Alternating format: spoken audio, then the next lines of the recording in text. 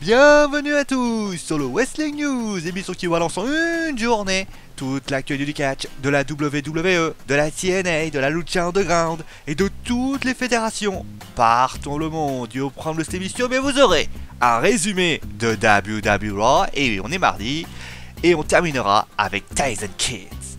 Et débutons donc avec le show de Raw, et il a débuté avec Roman Reigns avec sa tête de mec pas content, mais Stephanie McMahon l'a interrompu pour lui dire d'éviter de penser qu'il cassera un truc.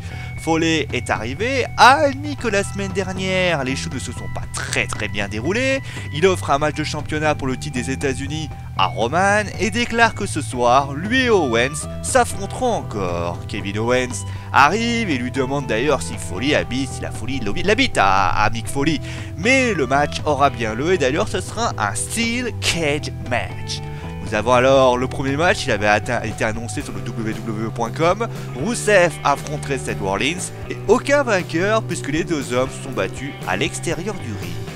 Et après l'énième destruction de Strowman sur Sin Cara, un match de tag team a alors lieu. Et d'ailleurs, c'est un triple threat que nous aurons à Clash of the Champions puisque Bayley s'est ajoutée à la fête, mais elle n'a pas été à la fête, tout comme Sasha puisque défaite suite à un Big Boots sur Bayley. Beaucoup de Bayley dans la même phrase. Bo Dallas gagne ensuite face à Gary Graham avec son Believe to Bow. Et nous avons alors le Best of 7 Series Cesaro versus Sheamus. Et nous aurons sans doute un dénouement puisque oui, 3 partout. Et oui, Cesaro qui gagne grâce à une victoire où il le neutralise. Nous avons ensuite Chris Jericho qui vient pour critiquer Foley et dire que Zayn va être dans les mémoires oubliées de la WWE. Les Softs arrivent alors et suivi des Shining Stars, suivi de Sami Zayn, suivi des New Day, suivi du club. Et donc si vous êtes bon en maths, ça fait 10 et 5 versus 5 et victoire de la Team Soft, des New Day et of Zayn avec un splash. Et avant le main event, eh bien nous avons eu un match pour désigner le challenger numéro 1 pour le titre poids moyen. Et oui, la division Cruiserweight arrive à Raw.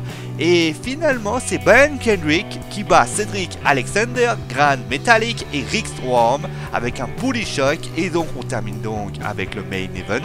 Roman Reigns contre Kevin Owens, Steel Cage Match. Et victoire de Roman Reigns qui est sorti plus vite de la cage que Kevin Owens.